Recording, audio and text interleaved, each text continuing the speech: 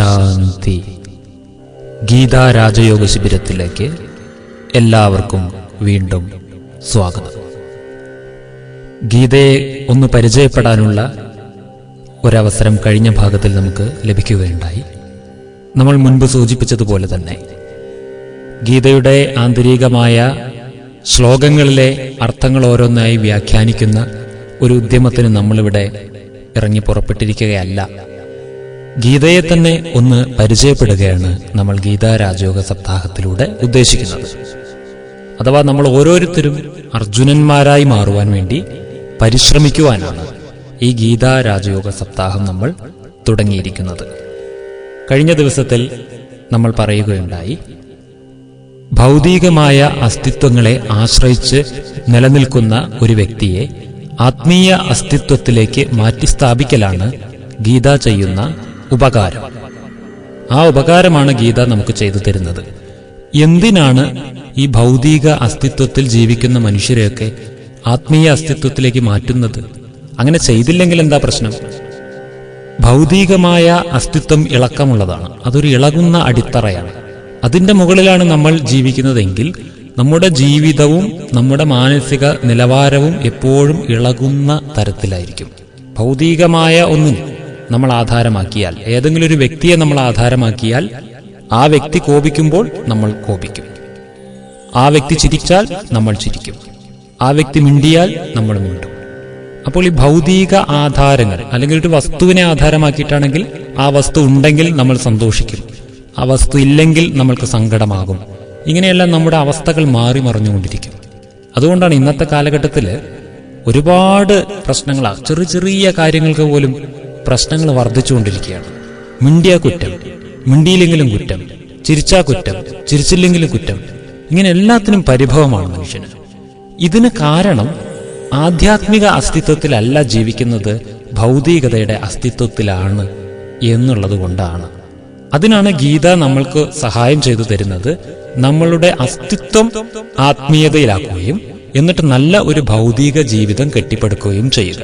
അടിത്തറ ആത്മീയത കൊണ്ട് പണിയുക, ജീവിതം ഭൗതികതയിൽ വളർത്തുക.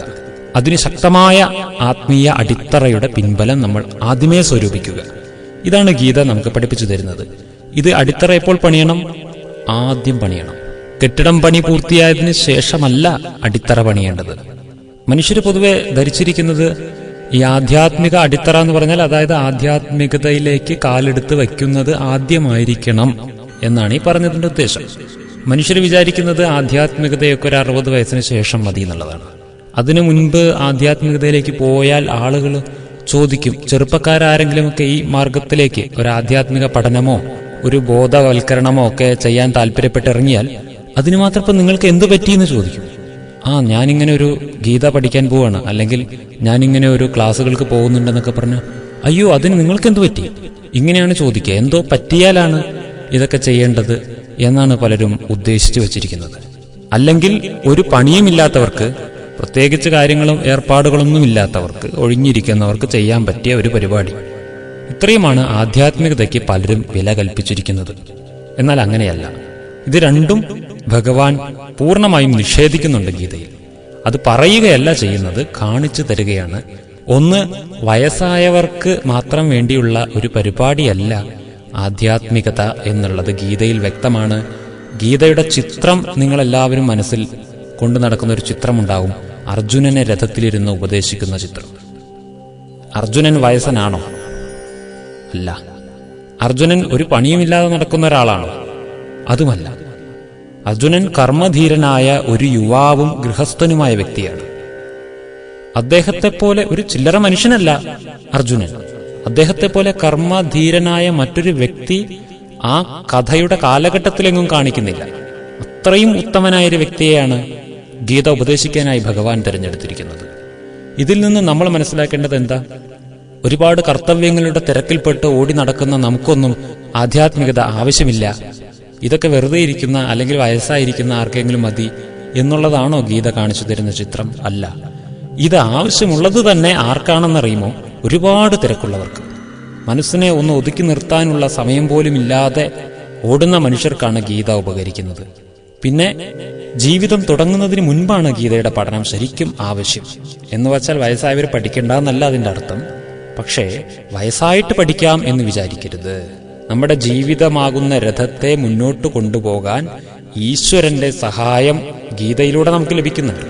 അപ്പോൾ ജീവിതമാകുന്ന രഥം എത്തേണ്ടിടത്തോളം എത്തിക്കഴിഞ്ഞ് അത് നിർത്തിയിടുന്ന കാലഘട്ടത്തിൽ ആ രഥം ഈശ്വരന്റെ കയ്യിൽ കൊടുത്തിട്ട് എന്താ കാര്യം? ഇത് മുന്നോട്ട് ധൈര്യമായി കൊണ്ടുപോകാനുള്ള പ്രോത്സാഹനവും സഹായവും നമുക്ക് ഭഗവാൻ ചെയ്തു തരുന്നു. ഗീത അനുശാസിക്കുന്ന രീതിയിലാണ് രഥത്തെ നമ്മൾ കൊണ്ടുപോകുന്നതെങ്കിൽ, അതായത് ജീവിതം മുന്നോട്ട് പോകുന്നതെങ്കിൽ. അതാണ് അർജുനൻ തന്റെ കടിഞ്ഞാൺ ഈശ്വരന് കൊടുക്കുന്നതായിട്ടാണ് പറയുന്നത്. കടിഞ്ഞാൺ ഈശ്വരന്റെ കയ്യിലാണ്, താനിങ്ങനെ കർമ്മം ചെയ്യുക.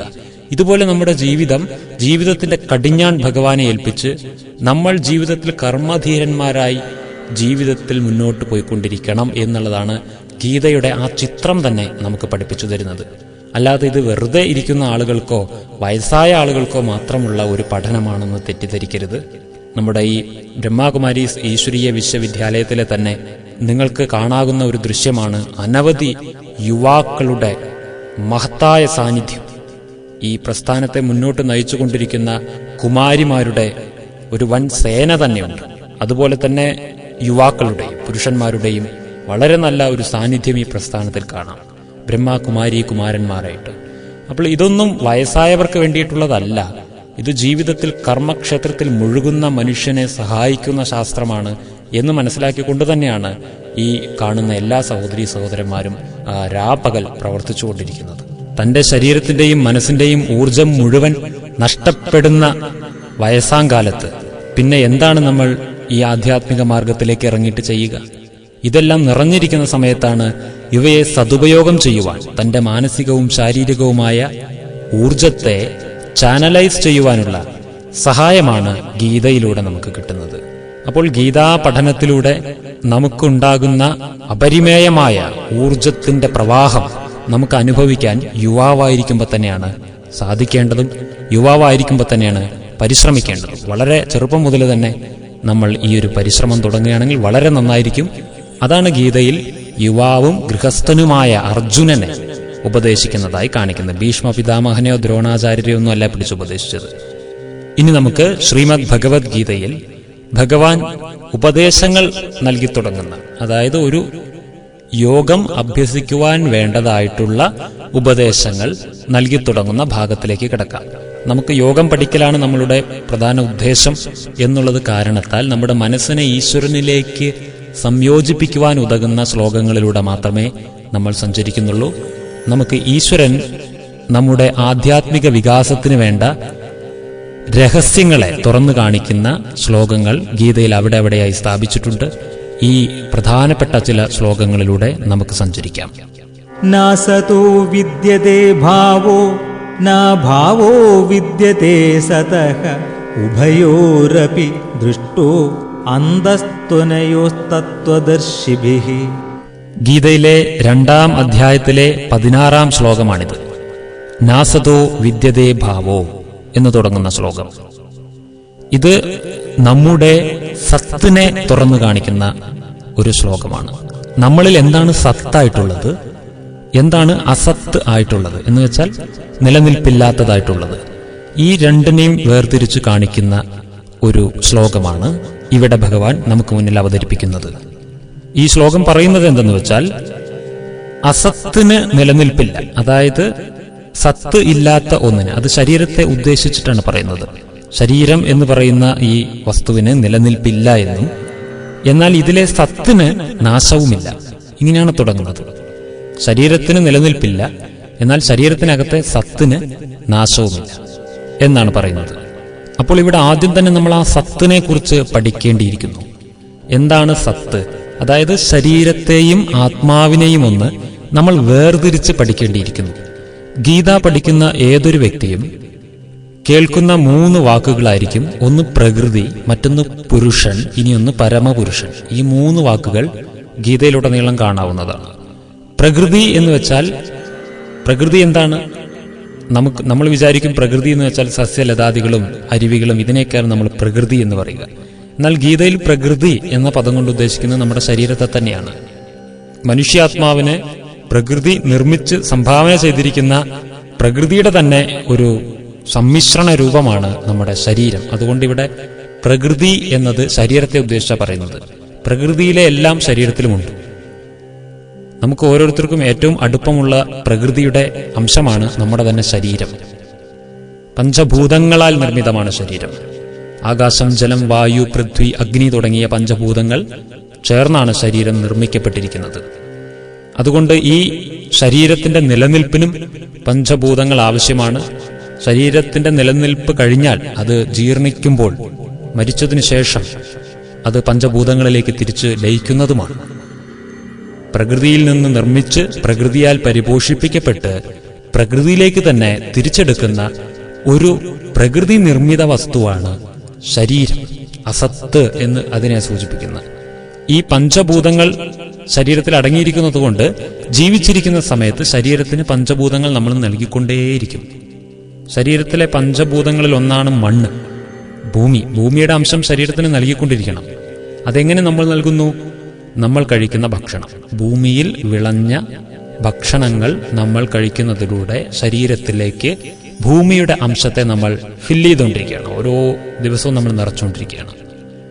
അതുപോലെ തന്നെ ശരീര നിർമ്മാണത്തിലെ മറ്റൊരു ഘടകമാണ് ജലം. അതുകൊണ്ട് ജലത്തെയും നമ്മൾ ദിവസവും ശരീരത്തിലേക്ക് കൊടുത്തുകൊണ്ടിരിക്കുന്നു. ശരീരത്തിന്റെ നിലനിൽപ്പിന് അതും ആവശ്യമാണ്. മറ്റൊന്ന് വായു. അത് പിന്നെ ഊണിലും ഉറക്കത്തിലും എല്ലാം നമ്മൾ നിർത്താതെ തുടർന്നുകൊണ്ടിരിക്കുന്ന ഒരു പ്രതിഭാസമാണ്. വായുവിനെ ശരീരത്തിലേക്ക് എത്തിച്ചു കൊടുത്തുകൊണ്ടേയിരിക്കുന്നു ശ്വാസോച്ഛ്വാസത്തിലൂടെ. അഗ്നിയും അതെ. ശരീരത്തിന്റെ ചൂട് കണ്ടില്ലേ, ഒരു പ്രത്യേക അളവിൽ കുറഞ്ഞാൽ ശരീരത്തിന് ചൂട് പിടിപ്പിക്കേണ്ടതായിട്ട് പോലും വരും. അതിൽ അഗ്നിയുടെ സാന്നിധ്യം ശരീരത്തിന് സദാ ഉണ്ട്. ഇങ്ങനെ നോക്കിയാൽ എല്ലാ പഞ്ചഭൂതങ്ങളും നമ്മുടെ ശരീരത്തിന് സദാ ആവശ്യമാണ്. ശരീരം നിലനിൽക്കുന്നത് പഞ്ചഭൂതങ്ങളുടെ ആധാരത്തിൽ തന്നെയാണ്. എന്നിട്ട് ഈ ശരീരത്തിനകത്താണ് ആത്മാവ് ഇരിക്കുന്നത്. പഞ്ചഭൂതങ്ങൾ എന്ന് പറഞ്ഞാൽ നമുക്ക് മനസ്സിലാക്കാം, അവ ജഡതത്വങ്ങളാണ്. ഭൂതങ്ങൾ തത്വങ്ങളാണ്. അതിന് സ്വയം ഒരു പ്രവർത്തനശേഷിയില്ലാത്തവയാണ്. പ്രകൃതിയെ ചലിപ്പിക്കുന്നതാണ് പുരുഷൻ. രണ്ടാമത്താണ് പുരുഷൻ എന്ന് പറഞ്ഞാൽ ഇവിടെ അർത്ഥം സ്ത്രീയുടെ എതിർലിംഗമായിട്ട് നമ്മൾ എടുക്കരുത്. പുരുഷൻ താടി മീശയൊക്കെയുള്ള ആൾ എന്നുള്ള ആ അർത്ഥത്തിലല്ല ഇവിടെ പുരുഷൻ എന്ന് പറയുന്നത്. ഈ ഗീതാ വ്യാഖ്യാനത്തിൽ പുരുഷൻ എന്നത് ആത്മാവിനെ സൂചിപ്പിക്കുന്ന പദമാണ്. ആത്മാവ് എന്നതാണ് പുരുഷൻ എന്ന ശബ്ദം കൊണ്ട് ഉദ്ദേശിക്കുന്നത്. അപ്പോൾ പ്രകൃതിയും പുരുഷനും എന്നാൽ ശരീരവും ആത്മാവും. അപ്പോൾ പരമപുരുഷനോ മനസ്സിലാക്കാവുന്നതാണ് ഈശ്വരൻ, പരമ ആത്മാവ്. പരമാത്മാവിനെയാണ് പരമപുരുഷൻ എന്ന് പറയുന്നത്. അത് നമുക്ക് പിന്നീട് ഒരു സമയത്തെടുത്ത് പഠിക്കേണ്ട വിഷയമാണ്. ഇപ്പോൾ നമുക്ക് പ്രകൃതിയും പുരുഷനും തമ്മിലുള്ള ആ ഒരു അന്തരം നമുക്ക് പഠിച്ചെടുക്കാം. എന്താണ് പ്രകൃതി, എന്താണ് പുരുഷൻ? അപ്പോൾ ശരീരം എന്താണെന്ന് നമ്മൾ ഒരുവിധം ഇപ്പോൾ മനസ്സിലാക്കി. പഞ്ചഭൂത നിർമ്മിതമായൊരു പഞ്ചരമാണ് ശരീരം.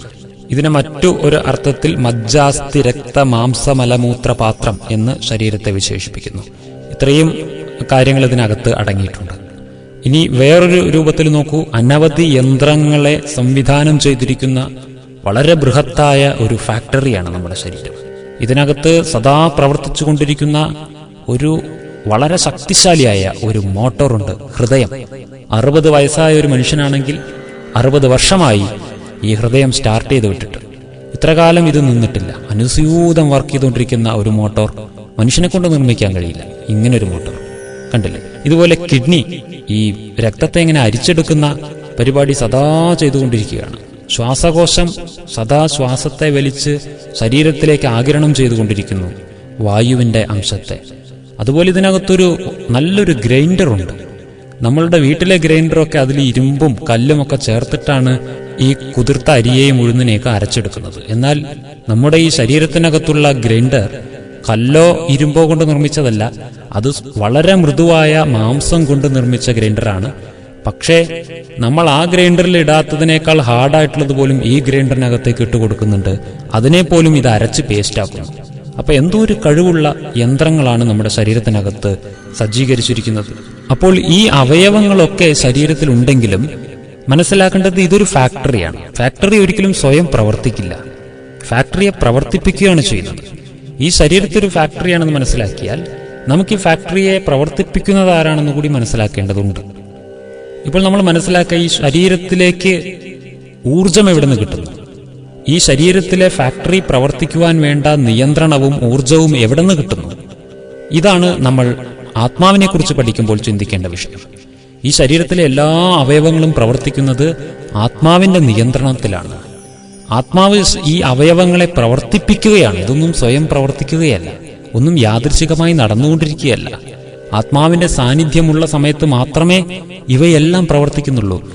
എത്ര എഫിഷ്യന്റ് ആയിട്ടുള്ള കണ്ണാണെങ്കിലും ശരി, കാതാണെങ്കിലും ശരി, ഇതൊന്നും ആത്മാവിന്റെ അസാന്നിധ്യത്തിൽ കാണുകയോ കേൾക്കുകയോ ചെയ്യുന്നില്ല.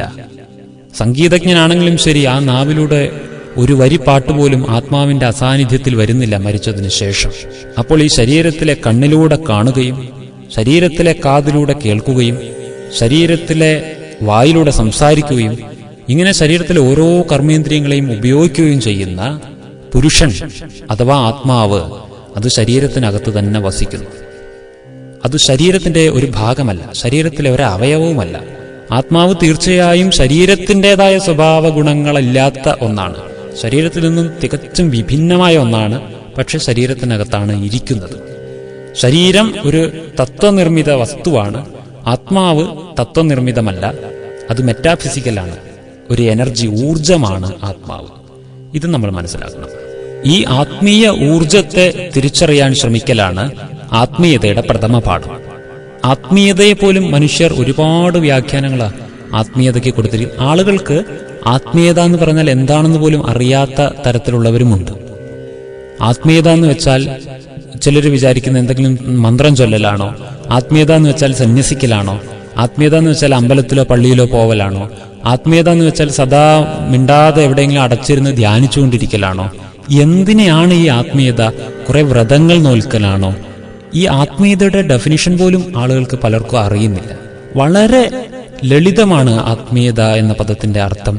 ആത്മീയത എന്നാൽ ആത്മാവിനെ കുറിച്ചത്, ആത്മാവിനെ കുറിച്ചുള്ള എന്തോ ഒന്ന്, അതാണ് ആത്മീയത. Spirituality means about the spirit, അത്രേ അർത്ഥമുള്ളൂ. ആത്മാവിനെ കുറിച്ചുള്ള പഠനമാണ് ആത്മീയ പഠനം. അതുകൊണ്ട് തന്നെയാണ് ഭഗവാൻ ഗീതയിൽ തുടക്കം തന്നെ ഉപദേശിച്ചു തുടങ്ങുന്നത് തന്നെ ആത്മാവിനെ കുറിച്ചിട്ടാ. അർജുന, നീ നിന്നെ മനസ്സിലാക്കൂ, ഇതാ പറയുന്നത്. നീ നിന്നെ തിരിച്ചറിയുക. നിനക്ക് നിന്നെക്കുറിച്ച് ഇപ്പോൾ നീ എന്ത് ധരിച്ചു വെച്ചിരിക്കുന്നോ ആ ബോധം മാറി നീ നിന്നെ നീയായിട്ട് തന്നെ തിരിച്ചറിയണം. നീ എന്താണ്, എങ്ങനെയാണ്, അങ്ങനെ തന്നെയുള്ള നിന്നെ നീ അറിയണം. അതാണ് ഗീതയുടെ ആദ്യ ശ്ലോകങ്ങളിൽ ഉപദേശമായിട്ട് വരുന്നത്. ഞാൻ എന്നെ തന്നെ തിരിച്ചറിയുക, ഇതാണ് അതിന്റെ അർത്ഥം. എന്താണ് ഞാൻ എന്നെ തിരിച്ചറിയുക എന്ന് വെച്ച് കഴിഞ്ഞാൽ, ഞാൻ ഈ ശരീരമല്ല, ശരീരം എന്റേതാണ്. ഞാൻ ഈ ശരീരത്തിനകത്ത് വസിക്കുന്ന അഭൗതികമായ തേജസ്സാണ്. ഞാനൊരു അവിനാശി ഊർജമാണ്. ഞാൻ ആത്മാവാണ്. ഈ ബോധത്തിലേക്ക് വരിക. ശരീരം നശിക്കുന്ന, എനിക്ക് ലഭിച്ചതാണ് ശരീരം, ഞാൻ ഇതിനെ ഉപയോഗിക്കുകയാണ്. ഇനി എനിക്കിത് നഷ്ടമാവുകയും ചെയ്യും. നമ്മൾ ഓരോരോ ശ്ലോകങ്ങളിലൂടെ ഇതിനി പരിചയപ്പെടാൻ പോവുകയാണ്. എന്നാലും ഇപ്പോൾ നമ്മളൊന്ന് പുറമേയുള്ള ഒരു അവലോകനം ചെയ്തുകൊണ്ടിരിക്കുകയാണ്.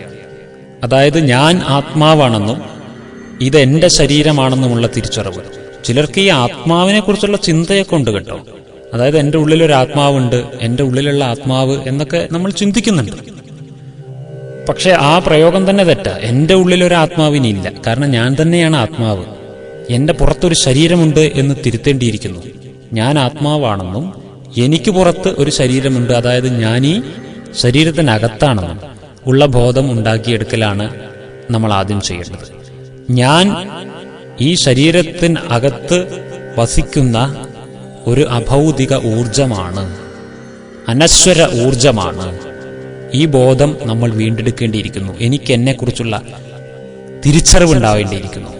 ഇത് എൻ്റെ കൈയാണെന്നും ഇത് എൻ്റെ കാലാണെന്നും ഇത് എൻ്റെ കണ്ണാണെന്നും ഞാൻ എൻ്റെ കാതുകൊണ്ട് കേട്ടതാണെന്നും ഞാൻ എൻ്റെ കാതുകൊണ്ട് കേട്ടതാണെന്നും ഞാൻ എൻ്റെ നാവ് കൊണ്ടൊന്നും പറഞ്ഞിട്ടില്ല എന്നും, മനസ്സിലായില്ലേ? ഞാൻ എൻ്റെ നാവ് കൊണ്ട് ഒന്നും പറഞ്ഞിട്ടില്ല എന്നും ഇങ്ങനെയൊക്കെ നമ്മൾ പൊതുവെ പറയില്ലേ?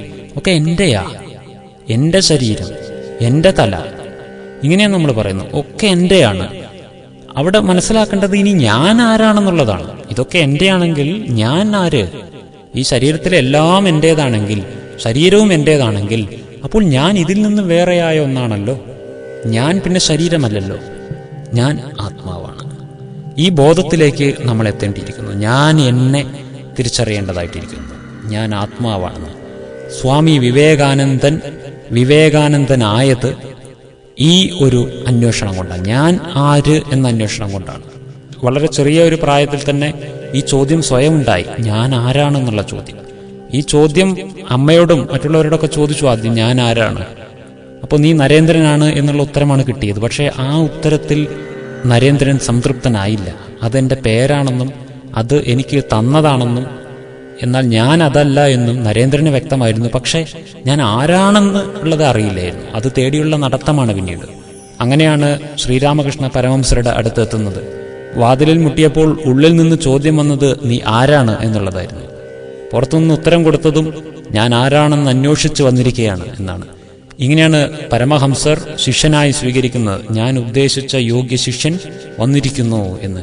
അപ്പോൾ വിവേകാനന്ദ സ്വാമികൾക്ക് അത്രയും ചെറുപ്പത്തിലുണ്ടായ ആത്മാന്വേഷണം, ഞാൻ എന്നെ കണ്ടെത്തുക, അതിനുവേണ്ട പരിശ്രമമാണ് വിശ്വപ്രസിദ്ധനായ സ്വാമി വിവേകാനന്ദനായി പിന്നീട് മാറുവാൻ അദ്ദേഹത്തിന് സഹായിച്ചത്. അപ്പോൾ നമുക്ക് സ്വാമി വിവേകാനന്ദനൊന്നും ആയില്ലെങ്കിലും അല്പം വിവേകവും ആ വിവേകം കൊണ്ടുള്ള ഒരു ആനന്ദവും കണ്ടെത്താൻ ആത്മാന്വേഷണം കൊണ്ട് സാധിക്കും. അവനവനെ കണ്ടെത്തുന്ന ഒരു പ്രക്രിയയിൽ നമ്മൾ ഏർപ്പെട്ടാൽ നമ്മൾക്കതിന് സാധിക്കുമെന്നുള്ളത് തീർച്ചയാണ്.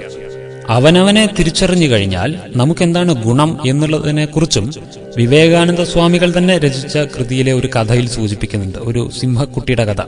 ഒരു സിംഹം ചെറുപ്പത്തിൽ തന്നെ അതിന്റെ അമ്മ മരിച്ചു പോയിട്ട് അതൊരു ആട്ടിൻകൂട്ടത്തിൽ പെട്ടുപോയി.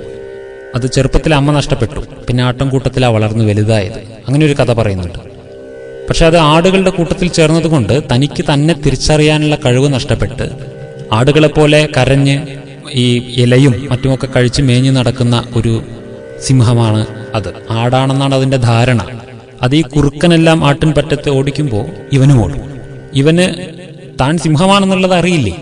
കുറുക്കനെ പോലും കണ്ട് പേടിച്ച് ഓടുകയാണ് സിംഹം. ആടാണെന്നുള്ള ധാരണയിൽ ഓടുകയാണ്. ഇങ്ങനെ വളർന്നു വലുതായി അതൊരു പടുകൂറ്റൻ സിംഹമായപ്പോഴും സ്വയം ആരാണെന്നറിയാത്തത് കൊണ്ട് ഒരാടിനെ പോലെ അത് ജീവിച്ചുകൊണ്ടിരിക്കുക. അങ്ങനെ ഒരു ദിവസം മറ്റൊരു സിംഹം ഈ ആട്ടിൻപറ്റത്തെ ഓടിച്ചപ്പോൾ ആ സിംഹം പോലും അതിശയിച്ചു, ഇതേ ഒരു സിംഹം എന്നെ കണ്ട് ഓടുന്നു. കൗതുകം കൊണ്ട് ഈ സിംഹം എന്ത് ചെയ്തു, ആ സിംഹത്തിനെ തന്നെ ഓടിച്ച് പിടിച്ചു. എന്നിട്ട് ചോദിച്ചു, നീ എന്തിനാണ് എന്നെ കണ്ടപ്പോൾ ഓടിയത്? അപ്പോൾ പറഞ്ഞു, ഞാനൊരാടാണ്, എന്നെ പിടിച്ച് കഴിക്കരുത്, തമ്പുരാനെ എന്നെ വിടണേ എന്നൊക്കെ പറഞ്ഞ് അപേക്ഷിക്കാൻ തുടങ്ങി. അപ്പൊ ഈ സിംഹം പറഞ്ഞു, നീ ആടല്ല, നീ സിംഹമാണ്, നീ എന്തിനാണ് എന്നെ കണ്ട് പേടിക്കുന്നത്, നമ്മൾ ഒരു കൂട്ടരാണ് എന്ന് പറഞ്ഞു. വിശ്വസിച്ചില്ല. അങ്ങനെ ഇത് മനസ്സിലാക്കി കൊടുക്കാൻ വേണ്ടി ഈ സിംഹം ആ സിംഹത്തിനെ കൊണ്ടൊരു ജലാശയത്തിന്റെ വക്കിലെത്തി. എന്നിട്ട് ജലാശയത്തിലേക്ക് നോക്കാൻ പറഞ്ഞു. നോക്കൂ, എന്റെ മുഖത്തേക്ക് നോക്കൂ, ഞാൻ സിംഹമാണോ? ആണ്. ഇനി ജലാശയത്തിൽ നോക്കൂ, നിന്റെ മുഖം എന്റെ മുഖം പോലെയാണോ അതോ ആ ആടുകളുടെ മുഖം പോലെയാണോ? അപ്പോഴാണ് ഈ സിംഹം കാര്യം തിരിച്ചറിഞ്ഞത്, മനസ്സിലാക്കിയത് ഞാൻ ആരാണ് എന്നുള്ളത്. ശരി, മനസ്സിലായല്ലോ, ഇനി ഞാൻ ചെയ്യുന്നത് പോലെ ഒന്ന് ചെയ്യൂ എന്ന് പറഞ്ഞ് രണ്ട് കാലുകളിൽ മുൻകാലുകളിൽ നിവർന്നു നിന്ന് ഒന്ന് ഗർജിക്കാൻ പറഞ്ഞു. അത്ര കാലം ആടിന്റെ കരച്ചിൽ മാത്രം കരഞ്ഞിട്ടുള്ള സിംഹം അന്ന് ആദ്യമായൊന്ന് ഗർജിച്ചു, കാട് മുഴുവൻ നടുക്കുന്ന രീതിയിൽ. അതായത് തന്റെ വീര്യം തിരിച്ചു കിട്ടി, തന്നെ താൻ അറിഞ്ഞപ്പോഴുണ്ടായ വീര്യം അത് തിരിച്ചു കിട്ടി. ഈ വീര്യം തന്നെയാണ് ആത്മാവിന് ഭഗവാൻ ഉണർത്തിത്തരുന്നത്. ആത്മാവിന്റെ വീര്യം എന്താണ്? ആത്മാവിലെ സദ്ഗുണങ്ങളാണ്. ഈ സദ്ഗുണങ്ങളെ ഉണർത്തിയെടുക്കുവാൻ സ്നേഹവും ശാന്തിയും ശക്തിയും ആനന്ദവും സുഖവും പവിത്രതയും എല്ലാം ആത്മാവിൽ ഉണർത്തിയെടുക്കുവാൻ, ആത്മാവിന്റെ വീര്യം തിരിച്ചു കിട്ടുവാൻ ആത്മാവിനെ തന്നെ തിരിച്ചറിയുകയാണ് വേണ്ടത്. ഇതാണ് ഗീതയുടെ ആത്യന്തികമായ ലക്ഷ്യം. ആത്മാവിനെ തിരിച്ചറിയുക എന്നുള്ളതാണ്. ആത്മാവിനെ എങ്ങനെ തിരിച്ചറിയണം? ഞാനൊരു ഊർജമാണെന്നും നാശമില്ലാത്ത ഊർജമാണെന്നും ഞാൻ ഈ ശരീരത്തിനകത്ത് വസിച്ചുകൊണ്ട് ശരീരത്തെ പ്രവർത്തിപ്പിക്കുകയാണെന്നുമുള്ള ആ വേർതിരിച്ചറിവ്. ഞാൻ ശരീരമല്ല, ഇതെന്റെ ശരീരമാണ് എന്നുള്ള വേർതിരിച്ചറിവാണ് ഗീതയിലൂടെ നമ്മൾ നേടിയെടുക്കുന്നത്. ഇനി നമ്മളിവിടെ ആത്മാവിന്റെ രൂപത്തെക്കുറിച്ച് പരിചയപ്പെടുകയാണ്. മറ്റൊരു ശ്ലോകത്തിൽ ആത്മാവിന്റെ രൂപം എന്താണ്? പലർക്കും കൺഫ്യൂഷൻ ഉണ്ടാക്കുന്ന മറ്റൊരു ചോദ്യമാണ് ആത്മാവിന്റെ രൂപം എന്താണ് എന്നുള്ളത്. ശരീരത്തിന് നമുക്ക് ഓരോരുത്തർക്കും വ്യത്യസ്തമായ രൂപങ്ങളുണ്ട്. ആത്മാവിന്റെ രൂപം എന്താണ്? ഇത് അറിയാത്തത് കൊണ്ട്, പിന്നെ ഇതിനെ തെറ്റിദ്ധരിപ്പിച്ച് നമ്മളെ പഠിപ്പിച്ചിട്ടുള്ളത് കൊണ്ട് പലരും ആത്മാവിനെ കുറിച്ച് ഒരുപാട് ആവശ്യമില്ലാത്ത രീതിയിൽ ചിന്തിച്ചുകൊണ്ടിരിക്കുന്നു. ഈ ചില മാധ്യമങ്ങളും സിനിമ, സീരിയൽ തുടങ്ങിയതിലൂടെയൊക്കെ നമ്മൾ പഠിച്ചിരിക്കുന്ന ആത്മാവിങ്ങനെ വെള്ളസാരിയെ കൊടുത്ത് തലമുടിയൊക്കെ പരത്തിയിട്ട് വരുന്ന സീനുകളൊക്കെ കണ്ട് ആളുകൾക്ക് ആത്മാവിനെ കുറിച്ചൊക്കെ ഭയമുള്ള ഒരു ചിത്രമാണ് മനസ്സിൽ പതിഞ്ഞിരിക്കുന്നത്. നമ്മൾ സ്വാഭാവിക ബുദ്ധി കൊണ്ട് മനസ്സിലാക്കുക, ഈ വെള്ള സാരി എന്ന് പറയുന്നത് സാരി ശരീരത്തിനെ മറയ്ക്കുന്ന വസ്തുവാണ്, ഇത് ആത്മാവിനെ മറയ്ക്കുന്നതല്ല. അപ്പൊ ശരീരം നശിച്ചുപോയ ഒരു സാധനത്തിന് പിന്നെ സാരി വേണ്ട. പിന്നെ തലമുടി ശരീരത്തിലാണുള്ളത്. അപ്പൊ ശരീരം നശിച്ചതിന് ശേഷം ഉള്ള ബാക്കിയായതിന് തലമുടി ഉണ്ടായിരിക്കില്ല. ഇതൊക്കെ സ്വാഭാവിക ബുദ്ധിയിൽ മനസ്സിലാക്കാവുന്ന കാര്യങ്ങളാണെങ്കിൽ കൂടി പലരും ആത്മാവിനെ കുറിച്ച് ഭയക്കുന്നുണ്ട്. ആ ഭയത്തെ പലരും മുതലെടുക്കുന്നുമുണ്ട്. അപ്പൊ ഇതുകൊണ്ട് നമ്മൾ ആത്മാവിന്റെ രൂപത്തെക്കുറിച്ച് പഠിക്കുവാൻ ഇവിടെ ശ്രദ്ധിക്കണം. ശ്വേതശതര ഉപനിഷത്തിലെ ഒരു ശ്ലോകമാണ് നമ്മൾക്കിവിടെ ഉപകരിക്കുക. ഗീതയിൽ വർണ്ണിക്കുന്നതിനേക്കാൾ വളരെ വ്യക്തമായിട്ട് നമുക്ക് ഈ ശ്ലോകത്തിലൂടെ മനസ്സിലാക്കാൻ പറ്റും. ശ്വേതശതര ഉപനിഷത്തിൽ പറയുന്നത് ബാലാഗ്ര ശതഭാഗസ്യ ശതത കൽപ്പിതസ്യ ച ഭാഗോ ജീവ സവിജ്ഞേയ സച്ചാനന്ദ്യായ കൽപ്പതേ എന്നാണ് പറയുന്നത്. അതായത് ഇതിൽ സൂചിപ്പിച്ചിരിക്കുന്നത് ഒരു തലമുടിയിഴയുടെ തുമ്പിന്റെ ഒരു വലിപ്പം നമ്മൾ മനസ്സിൽ കാണുക. തലമുടിയിഴയ്ക്ക് അതിന്റെ അറ്റത്തിന് എത്ര വലിപ്പമുണ്ട്? ആ വലിപ്പത്തിന്റെ 10,000-ത്തിലൊരു അംശത്തെ നമ്മൾ മനസ്സിൽ കാണുക. അതായത് സങ്കല്പിക്കുവാൻ പോലും കഴിയാത്ത അത്രയും സൂക്ഷ്മം എന്നാണ് അവിടെ ഋഷി വചനമേ, അതാണ് ഉദ്ദേശിച്ചിരിക്കുന്നത്. അത്രയും ചെറിയ ഒരു ചൈതന്യമായിട്ടാണ് ആത്മാവിനെ ഉപനിഷത്ത് കാണിച്ചു തരുന്നത്. അപ്പോൾ ഇത്രയും ചെറിയൊരു സൂക്ഷ്മ അണുവിനേക്കാൾ അണുവായ ഒരു ജ്യോതി ബിന്ദുവിനെയാണ് നമ്മൾ ആത്മാവ് എന്ന് മനസ്സിലാക്കേണ്ടത്. അല്ലാതെ ഇതൊരു ഭീകരമായ വസ്തുവൊന്നുമല്ല കേട്ടോ. ആത്മാവ് അതിസൂക്ഷ്മമായ ഒരു ഊർജ കണമാണ്. ദിവ്യവും നിത്യവുമായ ഒരു ചൈതന്യമാണ് ആത്മാവ്. ഈ സൂക്ഷ്മമായ ഊർജ കണമാണ് ശരീരത്തെ ധരിച്ചിരിക്കുന്നത്. ശരീരത്തിൽ ഇത് എവിടെ സ്ഥിതി ചെയ്യുന്നു? ഈ ഊർജകണം ഈ ശരീരത്തിൽ എവിടെയെങ്കിലും സ്ഥിതി ചെയ്തിട്ട് ഈ ഊർജത്തിന് ശരീരത്തെ നിയന്ത്രിക്കാൻ പറ്റില്ല. നമ്മൾ ഓരോ ആത്മാക്കളും നമ്മുടെ ശരീരത്തെ പ്രവർത്തിപ്പിക്കുവാൻ വേണ്ടി സ്ഥിതി ചെയ്യുന്നത് തലച്ചോറിനകത്താണ്. എന്തുകൊണ്ടാണ് ആത്മാവ് തലച്ചോറിനകത്ത് വസിക്കുന്നതെന്നോ, ഈ ശരീരത്തെ നിയന്ത്രിക്കുന്ന നാഡീവ്യൂഹങ്ങളെല്ലാം സംഗമിക്കുന്നത് തലച്ചോറിലേക്കാണ്. മുഖ്യ നാഡിയായ സുഷുമ്നാ നാഡി വഴി എല്ലാ കൺട്രോളും വന്നിരിക്കുന്നത് തലച്ചോറിലേക്കാണ്. ചിലർ വിചാരിച്ചിരിക്കുന്നത് ഹൃദയത്തിലാണ് ജീവൻ സ്ഥിതി എന്ന്, ഹൃദയത്തിലാണ് ആത്മാവെന്ന. ആത്മാവ് ഹൃദയത്തിലല്ല. ഹൃദയം കേവലം രക്തം പമ്പ് ചെയ്യുക എന്നൊരു ഉദ്ദേശം കൊണ്ട് മാത്രം സൃഷ്ടിച്ചിരിക്കുന്ന ഒരു അവയവമാണ്. ഹൃദയം മാറ്റിവെക്കുന്ന അവയവമാണ്. മാറ്റിവെക്കാൻ പറ്റാത്ത ഏക ഭാഗം തലച്ചോറാണ്. തലച്ചോറിനകത്താണ് ആത്മാവ് സ്ഥിതി ചെയ്യുന്നത്. ഇനി മറ്റു ചിലർ വിചാരിച്ചിരിക്കുന്നത് തലച്ചോറ് തന്നെയാണ് ഈ ചിന്തിക്കുകയും പ്രവർത്തിക്കുകയും ഒക്കെ ചെയ്യുന്ന സാധനം എന്ന. തലച്ചോറിന് ചിന്തിക്കാനും പ്രവർത്തിക്കാനുള്ള കഴിവൊന്നും ഇല്ല കേട്ടോ. അങ്ങനെയെങ്കിൽ മരിച്ചു കിടക്കുന്ന ജഡത്തിലും തലച്ചോറുണ്ടല്ലോ, അതെന്തുകൊണ്ട് ചിന്തിക്കുന്നില്ല, പ്രവർത്തിക്കുന്നില്ല? അതിന് ആത്മാവില്ല. തലച്ചോറ് ഈ ശരീരമാകുന്ന മഹാ ഫാക്ടറിയുടെ കൺട്രോൾ റൂമാണ്.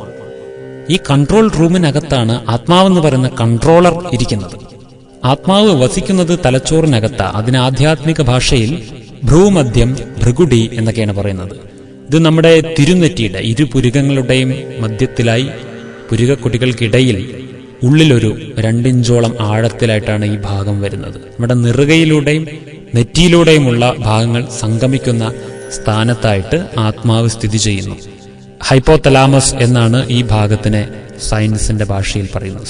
ഹൈപ്പോതലാമസ്, അവിടെയാണ് ആത്മാവ് സ്ഥിതി ചെയ്യുന്നത്.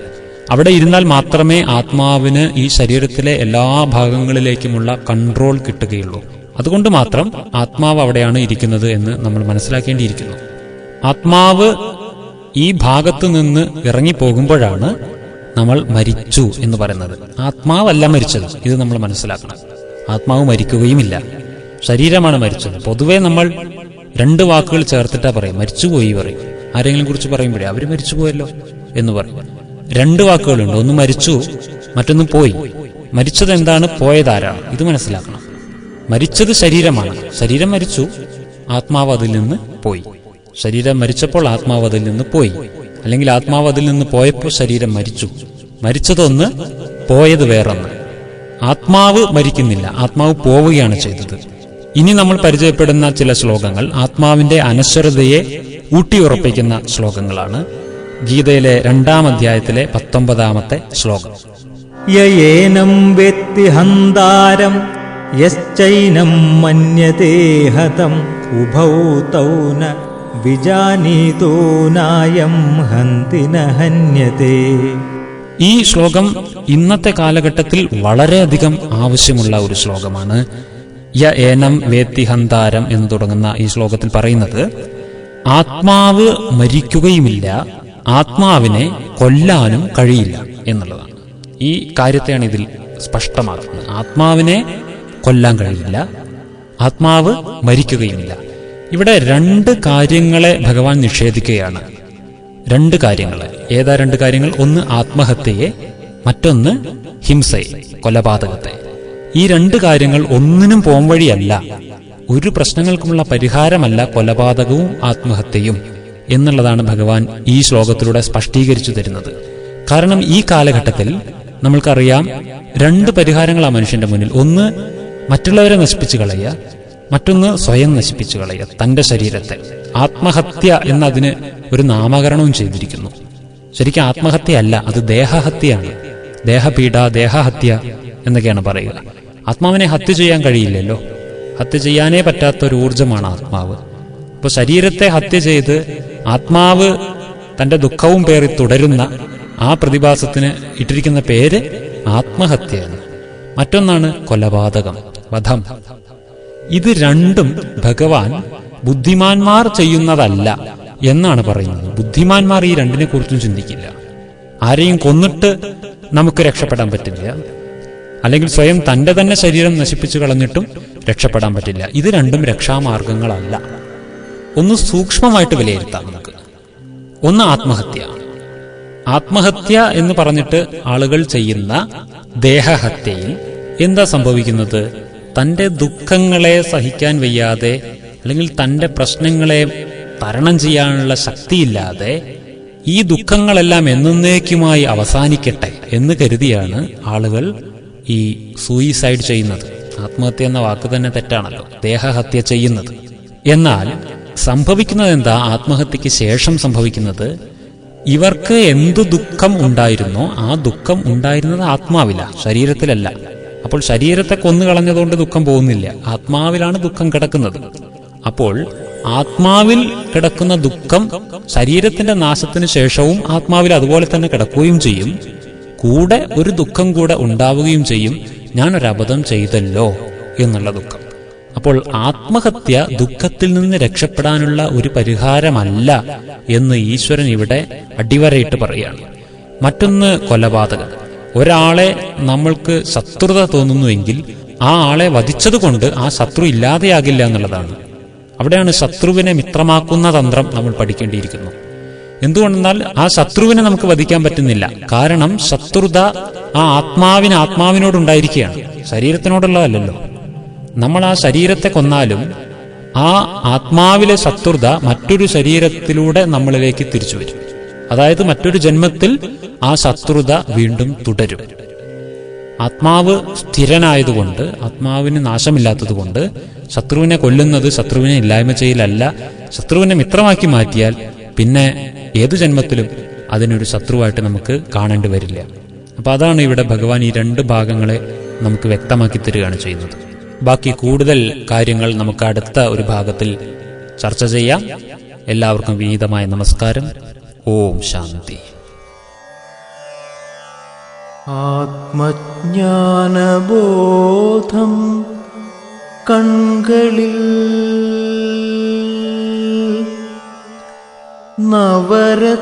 നവരത്നശോഭതൻ മുഖപ്രസാദം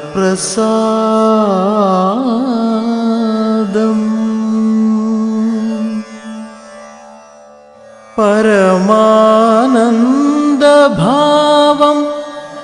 നയനയുക്തം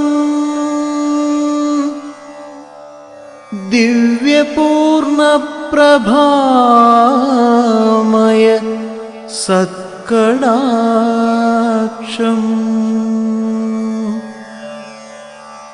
അഷ്ടാധിപത്യ പ്രസരണപ്രകാശം